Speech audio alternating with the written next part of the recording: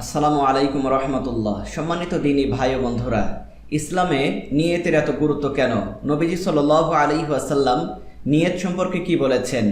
কারণ নিয়তে যদি অশুদ্ধতা থাকে তাহলে আপনার কোনো ইবাদতই কবুল হবে না, আর নিয়তে যদি ঠিক থাকে তাহলে আপনার ছোট ছোট ইবাদতও আল্লাহ তাআলার নিকট গ্রহণযোগ্য হবে। চলুন নিয়ত সম্পর্কে নবীজি সাল্লাল্লাহু আলাইহি ওয়াসাল্লাম কি বলেছেন সরাসরি আমরা বুখারী শরীফের একটি হাদিস আমরা জেনে নেই।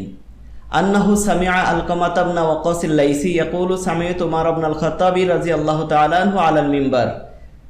বর্ণনাকারী হযরত মুহাম্মদ রাহমাতুল্লাহি আলাইহি বলেন, আমি হযরত আলকামা ইবনে ওয়াক্কাস থেকে শুনেছি, তিনি বলেন যে আমি হযরত ওমর রাদিয়াল্লাহু তাআলা আনহুকে খুতবার মধ্যে বলতে শুনেছি। তিনি বলেন, সামিআতু রাসূলুল্লাহি সাল্লাল্লাহু আলাইহি ওয়াসাল্লাম ইয়াকুল। হযরত ওমর রাদিয়াল্লাহু তাআলা আনহু বলেন, আমি নবীজি সাল্লাল্লাহু আলাইহি ওয়াসাল্লাম থেকে বলতে শুনেছি, তিনি বলেন, ইন্নামাল আমালু বিন্নিয়াত।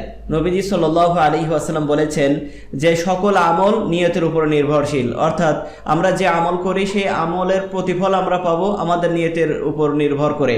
অর্থাৎ আমাদের নিয়ত যদি শুদ্ধ থাকে তাহলে আমরা আমাদের আমলের প্রতিদান আমরা পাবো, আর যদি নিয়তে গরমিল থাকে তাহলে আমরা আমলের প্রতিদান আমরা পাবো না। এ কথাটি নবীজি সাল্লাল্লাহু আলাইহি ওয়াসাল্লাম বলেছেন, ইন্নামাল আমালু বিন্নিয়াত, নিশ্চয়ই সকল আমল নিয়তের উপর নির্ভরশীল, অর্থাৎ আমলের প্রতিফল নিয়তের উপর নির্ভর করবে। ওয়া ইন্নামা লিকুল্লি ইমরিইন, আর প্রত্যেক ব্যক্তি যারা মা নাওয়া যে যা নিয়ত করবে, ফামান কানাত হিজরতুহু ইলা দুনিয়া ইউসিবুহা, যদি তার দুনিয়া পাওয়ার আশায় তার হিজরত করা হয় তাহলে সে সেটা পাবে। আও ইলা ইমরাতিন, অথবা কোনো মহিলার উদ্দেশ্যে যদি হিজরত করে, ইয়ানকিহুহা, সে তাকে বিবাহ করবে, ফাহিজরতুহু ইলা মা হাজারা ইলাইহি, তাহলে সে যে উদ্দেশ্যে হিজরত করেছে তার প্রতিফলই সে পাবে।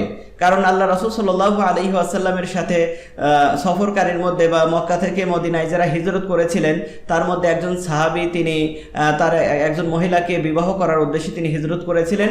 এই কথাটি নবীজি সাল্লাল্লাহু আলাইহি ওয়াসাল্লাম জানার পরে তখন নবীজি সাল্লাল্লাহু আলাইহি ওয়াসাল্লাম এই কথাটি বলেন, অর্থাৎ প্রত্যেক আমলের ফলাফল নিয়ত করবে নির্ভরশীল।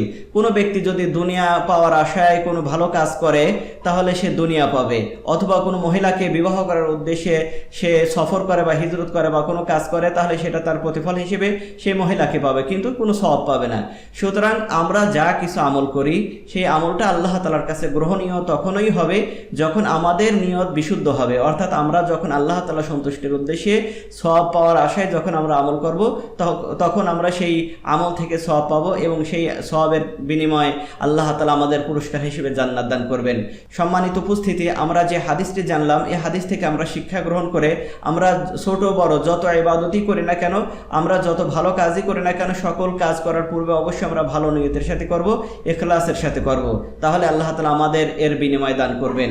আল্লাহ তাআলা আমাদের উক্ত বিষয়টি বোঝার তৌফিক দান করুন এবং খালিস নিয়তে খাঁটি নিয়তে আমল করার তৌফিক দান করুন।